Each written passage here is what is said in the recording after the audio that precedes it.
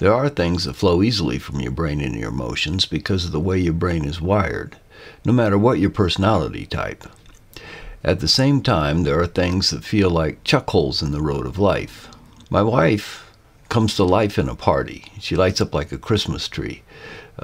She loves to talk to other people. For me, it feels like blowing a fuse. I have to work at finding a path to having a good time. It is not natural at all. This video is about 12 frustrations that my personal brain wiring presents to me as I interface with other people. This is not intended as an exhaustive list, and it may or may not represent how other INTJs feel. These are straight from my personal life as an INTJ. Also, it should be pointed out that I'm not condemning things that frustrate me. Just because I find it irritating doesn't mean I would deny others the joy that they may find in these actions or methods of approaching life. By way of information, most of the photographs in this video come from our private collection of photos that my wife and I have taken, or in one case someone took of us.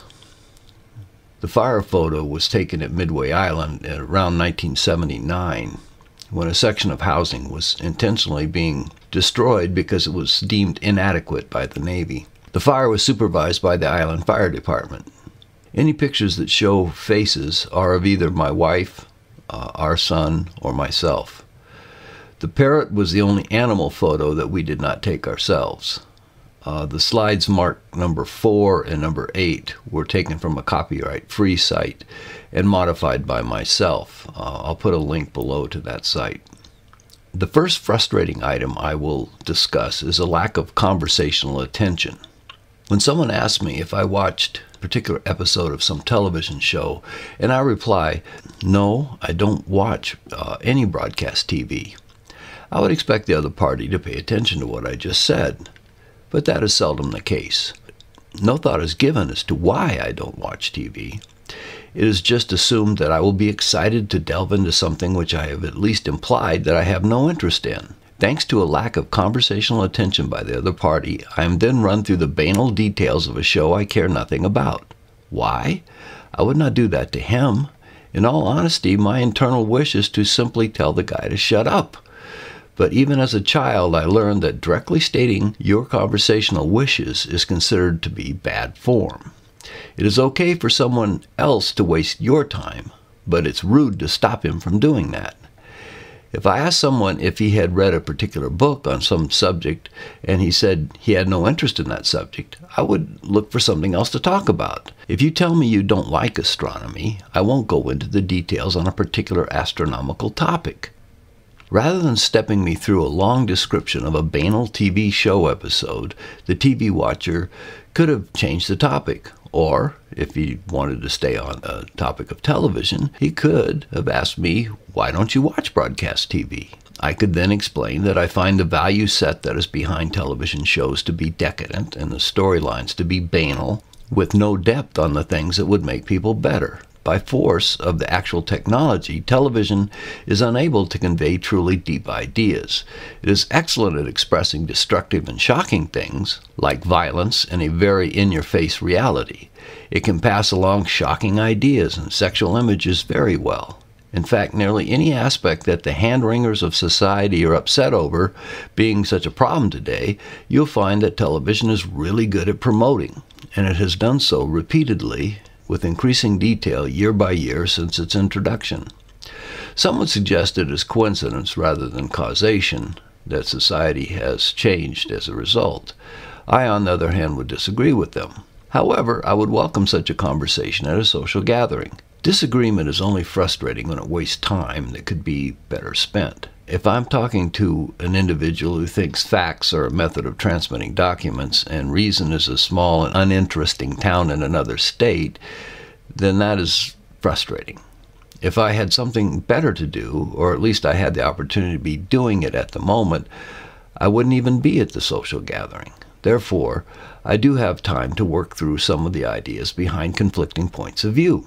It seems obvious to me that to be an interesting conversation, both parties have to be engaged. That requires both conversation partners to be paying attention to what the other party says. When someone is not interested in your topic, either change topics or move on to another person. If you pay attention, you can easily find out if what you are about to say has some hope of being of interest or not to the other guy. As every INTJ knows, just because something is interesting to yourself doesn't at all mean it will be interesting to some random other person. If you ask someone if he thinks the Higgs boson is real, you then, if you are paying attention, will get a reaction to tell you if this is of interest or not even on the other guy's radar. If you suggest that it puzzles you as to the mechanism of how matter and antimatter go through the process of annihilation when they meet, and the guy looks at you like you are some kind of extraterrestrial, what do? You stop and change topics, right? Why is it that so many people assume you are some herd animal who will automatically be interested in some topic simply because it is popular with the masses? Do they not understand that some people like to think for themselves and don't have any concern about what transient bit of metal fluff is popular at this moment in time? Perhaps more to the point, how is it that they really don't care if you have no interest in what they are about to say? It is rude. It is a statement that your individual preferences and interests have no value, and yes, it is frustrating. Interrupting. When I'm in a pleasant conversation, I have two modes that I will swap between. I start off by listening intently to the other party. I want to know exactly what is being said and to understand every word if possible. The only time I will interrupt the flow is if I'm unclear on a point, and I will ask for clarification. Otherwise, I am quiet until he finishes. Then I will switch to output mode, where I reply to the points that were made, either in agreement or adding some related idea that I had while I was listening, or I will point out the flaws that I find in the points that were being made. However, after I have invested my time in listening and analyzing and creating a reasoned and, I hope, pithy response, I find it very frustrating to have my reply cut off in mid-sentence. The other day I saw a related little poster online that said something like, "Oh, I'm sorry. Did the middle of my sentence interrupt the beginning of yours?" My expression of ideas is usually a bit lengthy because you can't convey most ideas of depth in only a few words. I want to be understood, and that takes some effort on my part.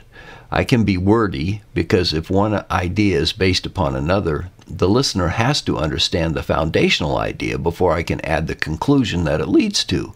I will usually ask, "Are you familiar with this concept?" If I get an affirmative, I move on without explaining it. But if I get a negative response, I will fill in as required.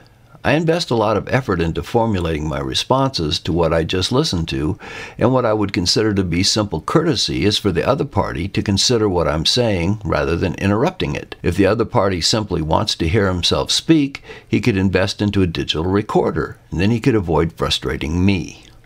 Number 3, parrots.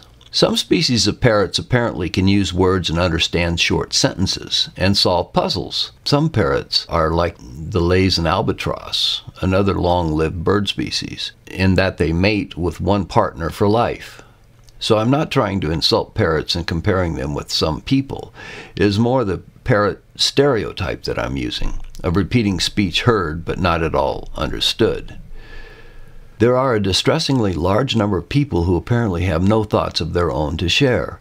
They will simply repeat what they heard a friend or some talking head on TV say, with no clue as to whether it is right, reasonable, or worth sharing. There's nothing wrong or at all problematic with sharing something you have heard, as long as you have processed it yourself and understand what it is you're saying and to what extent it has been validated. For example, if someone says, "The supercomp computer is really good," and you ask in reply, "Why? How fast is it? How much memory does it have? What's the operating system like? Does it handle peripherals well? Tell me about the computer." If all you get back is, "I don't know, I just heard it was good," this is parroting. It is something that you will research later since the other guy didn't. If, on the other hand, you get a response that includes details, or at least a reference like, "It was rated #1 by the top computer magazine this year," it is then useful, and the guy has invested some time and thought into what he's saying. I have a vivid memory of being hit with this phenomenon when I was at work, and my office was in a cubicle, so conversations going on around me were easy to hear, whether I wanted to hear them or not. and I heard someone say word for word something I had heard on the news the night before. It wasn't put forward that way, though. Rather than saying, I heard this on the news, it was stated as though this person had thought it up on his own and it was his idea. This is about the time that I stopped watching broadcast television, and it was a contributing factor to that decision. Since that time, I have repeatedly run into people who state ideas as being valid, not because they have validated them, but simply because they heard it from their TV talking head. A co-worker of mine once said to me that, of course, violent crime committed for a reason he stated is worse than committing it for any other reason. I thought about that, and then I asked him, why? He didn't have an answer to that question. He had been hearing it on TV for so long, he just assumed it was true. Prosecuting thought crime is for horror dystopias like Big Brother's Oceania. In a free society, you're prosecuted for what you do, not what you think. That the TV was telling this guy that freedom of thought itself is evil and thought crime should be illegal. And when he was confronted with the fact that he was asserting, he had to back up and reevaluate what he had just said. But he did that, to his credit. Some people can't get past the parrot stage. When I'm talking with someone who simply repeats things he has heard, either from the media or from his friends, and has given no thought to what is behind the ideas, I'm at a loss with how to go any farther with the conversation. It's like talking to an MP3 player. Whatever you get back is pre-recorded. When I'm in a conversation, I'm looking to exchange ideas with someone who has his own ideas to share, or who is willing to discuss my ideas. I'm happy to learn from others, and I'm happy to share what I know, or even what I project, as what might be in the future. I can easily slip into a discussion of possible events with a like mind. What if this were true? Or we were living in this time? How would we respond? As long as the minds of both conversationalists are engaged, there's a good chance it will be a conversation that I will be happy to participate in. But a parrot only has frustration to offer me. Number 4. Unnecessary noise.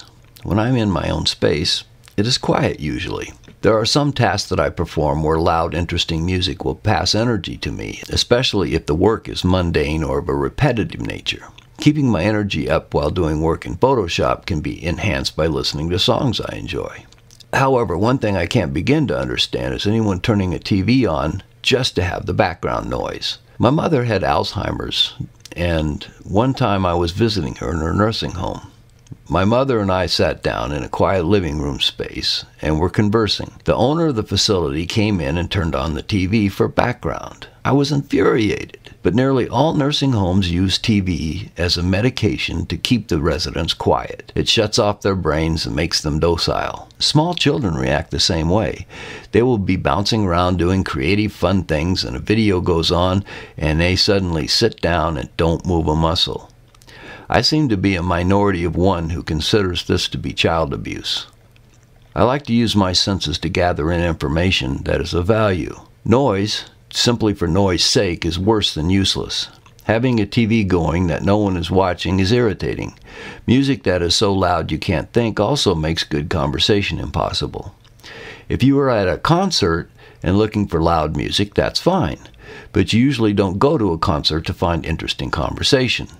You may enjoy watching jets take off at the airport. You might enjoy watching a movie with amazing loud sound effects. These are necessary noises to the experience and not what I'm talking about here. There is a genuine general lack of appreciation of how truly wonderful, peaceful quiet can be. That space where no sound intrudes and thoughts can run free without interruption. Patterns can form, words can flow, arranging themselves properly in order to express an idea. In a quiet room or a garden, a conversation can unfold in a wonderful way. But in a noisy room with the TV or stereo blaring loudly and people speaking at peak volume, it exceeds my threshold of what is tolerable. I feel there is a reasonable level of background noise for any setting, and if it is exceeded, I do find it frustrating. Being rushed. I am a perfectionist at heart. When I was working civil service before I went into the Navy, a common phrase I heard was that a task had been done to the level where it was good enough for government work. When is something done good enough, but it's not really done well? There is a story that I heard in high school and has never left me, probably because it is speaking to me so clearly. A master door maker was working in his shop. A friend came by to visit, and he watched as a craftsman lovingly rubbed the door with a cloth to buff up the glossy shine. The friend saw the door looked wonderful right now. Surely it was good enough. He asked the craftsman, "How do you determine when the door is finished?" The man paused in his work just long enough to say, "It is never finished. They just come and take it away." In stark contrast to this example of a perfectionist at work is a cartoon I once saw in a magazine where a manager in a software department was looking up from a hard copy of the program output he was holding, and he said to the software engineer on the other side of the desk, "Let's not call them bugs, we'll just call them features." With any complex task I am given, I will look it over, absorb its essence if you will. What does this task ask of me? I take it apart in my head and I lay out the steps I must take in order to complete it properly. I then check out the steps closely to make sure I understand how I most efficiently may accomplish each of them. If it is a big task, I will set milestones and create a timeline. I want to move forward and to be able to measure my progress so I can do it correctly and in the allotted time.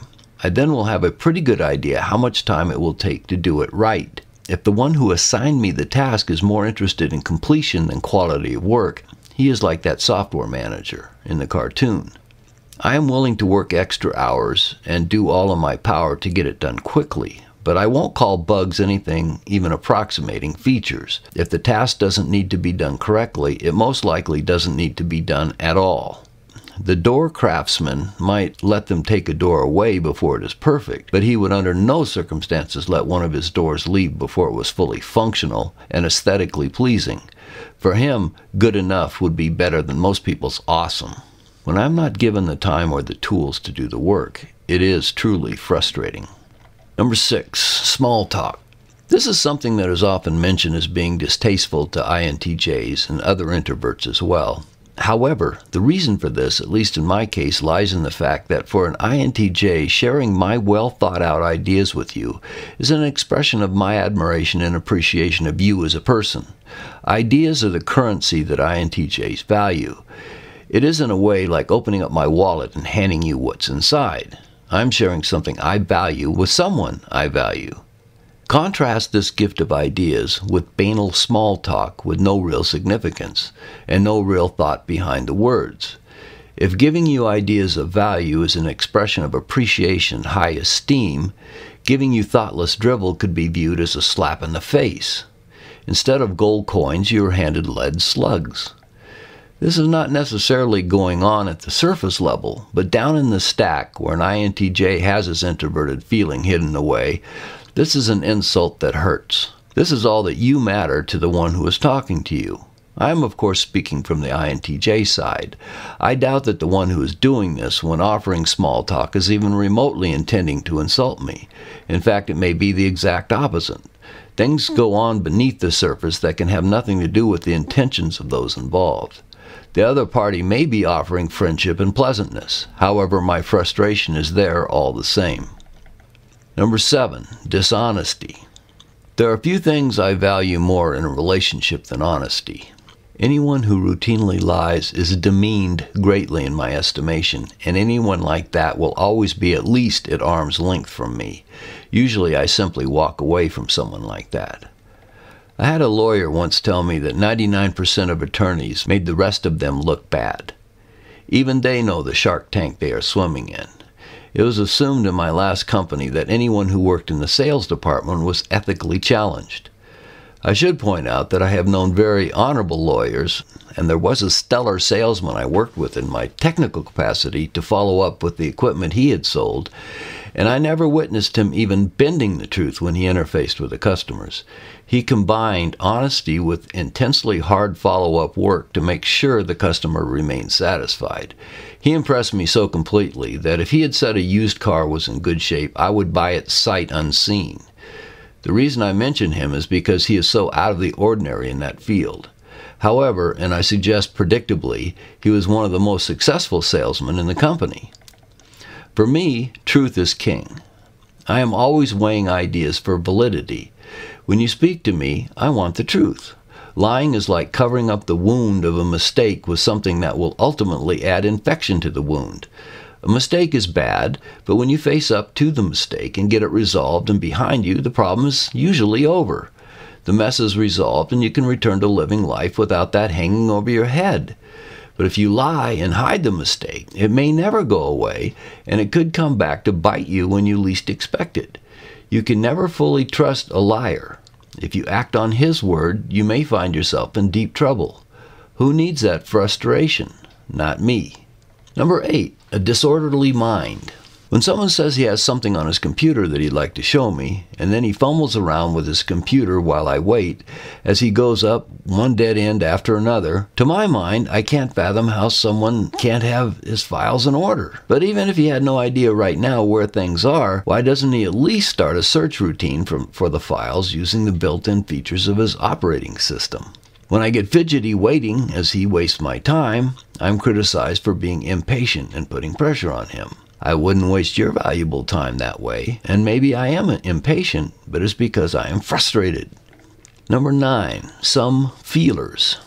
When you encounter someone who has no understanding of facts, logic, or reason, but he is sure his position is correct because his views make him feel good, you know you are dealing with an irrational human being. If you can simply hang up or walk away from this person, then all is well. However, if you are stuck dealing with this guy, you'll find that as you bring forward more and more facts and supply well-reasoned arguments to show clearly his point is indefensible, the more entrenched he becomes. The better your case, the more angry he gets. I have been threatened with physical violence before when I was simply making a logical, fact-based point to someone who had used his feelings to decide his position. For an INTJ, if you bring facts to the table to show he was wrong, he will usually change his position. If you have been proven to be wrong, why would you not change your opinion? It is difficult to understand how you could see the facts and fail to recognize them. Why would you intentionally hold on to a false opinion after it has been demonstrated to be false? This is not rational. But I see people doing this all the time. Instead of using facts, they will use how something makes a person feel, or how it will make others feel, or even worse, what everybody else thinks. These things carry no weight. If you look through history, you find that everyone else has been wrong most of the time about a lot of things. The simple fact is that everyone else is another way of saying the herd, and herds don't think, they follow. Dealing with irrational people is very frustrating. Number 10, preventable chaos. Things happen. Occasionally your plans will be overcome by events. What that does to me is it moves me into damage control mode, and I do all I can to stop the bleeding and move forward. However, that is far different than having no plan to begin with, or having a plan that is so bad that it is doomed to fail before you start. A complex task requires preparation, and depending on others for their contribution to a team when they hand in excuses instead of performance is more than frustrating. I would think that someone who is in a position where he is expected to do something should have some idea how to do it. A complex project must be understood before it can be attacked. For example, to design a course of instruction has a large number of steps that must be done. You can't just jump in and start preparing lessons. What is it that you want the students to know, and why? What tasks must they be able to perform well? What knowledge must they have in order to do this? If you are building something, you must understand its entire purpose. You must analyze how it will be used and where it will pose problems for safety, longevity, and ease of use. In other words, you have to know exactly what you want to do before you start. Can you imagine creating a computer operating system without identifying everything you wanted to do before you start? Can you confidently start coding before you lay down your design philosophy?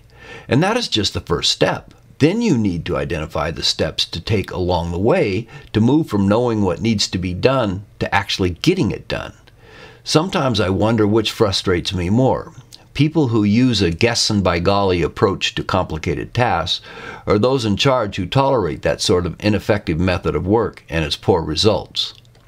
And number 11 is in that same vein, incompetent leadership.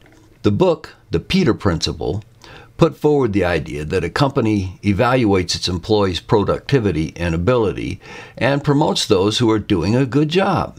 It ceases to promote them only when they have reached a point where they no longer are doing a good job. The net result of this process is to create a stratified hierarchy filled at every layer by those who cannot do a good job. While the final form of this process is seldom fully realized, I have witnessed this repeatedly applied over the years. A guy is good at something and they promote him into supervising others. He absolutely stinks as a supervisor, even though he was really good at the job his subordinates are doing now. As an example, he was a great shelf stocker. He kept his shelves loaded up all the time and his merchandise was all in order. But his current crew of shelf stockers are not like him. He may have a tall one who is too lazy to work the bottom shelves, or there may be a short one who refuses to get a step stool to reach the top shelves. Some are always late. Some miss work entirely far too often. He has a different set of tasks that he must handle now. Not only is he dealing with people rather than inanimate shelves, but now he has to deal with ordering stock and attending management meetings. A friend of mine used to refer to such meetings as the preferred alternative to work. This supervisor may have no idea what he is doing. If you come to work for him, you find that he is frustrated and overwhelmed. If you have a suggestion how things could be made better, you may be met with apathy or even hostility. This is in part why I have always enjoyed lone wolf jobs. Working for people like that is very frustrating. Item number 12, content-free speech. They have actually done studies on how valuable content-free speech can be in communicating feelings. While this may be comforting to some, it is truly irritating to me. However, this may explain why some people who appear to be so devoid of thought that should one find its way inside of their head it would die of loneliness, can talk perpetually, and why they are tolerated as being merely bouncy, happy people. If indeed content-free speech can convey feelings to listeners, it must do something for the speakers as well. I am not one of those who enjoys a noisy, empty-headed, bouncing, smiling buffoon filling the air with meaningless nonsense. In fact, I find them about as welcome as a finger in my eye. It is exactly why I can't stand hearing a TV going on and on when no one is watching it. It is meaningless noise. I tend to evaluate my words before speaking. I try to convey a message that I consider to be of use to the listener. The only time content-free speech is appropriate is to try and comfort a baby who has no idea what you're saying, or someone who is injured and unable to think clearly enough to take in ideas, and the sound of human speech can be comforting to him. However, to be forced to stand and listen to someone who is producing what amounts to content-free speech is extremely frustrating. On a happier note, what is it that makes a walk in the forest so free of frustration? It is not silent. Water runs along its stream, and the wind blows. Birds are singing to each other. It is not well ordered. Fallen trees may block your path. Rotting branches are strewn across the forest floor. Water runoff has cut gullies across your way. But it is filled with purpose. The trees are reaching to the sky to get their share of the sunlight, and more if they can. The birds are mating or feeding with their young. The streams are searching for the sea. Everything is set on being about whatever matters to it, and nothing there cares whether you are there or not. There is no room for frustration in a place that is filled with purpose, and that makes no demands upon you for pity or love or anger. You don't matter, but at the same time you are not opposed. All is as it should be. Well, thank you for listening. If you liked the video, please indicate that. And if you're not subscribed, please do. I'll see you next time.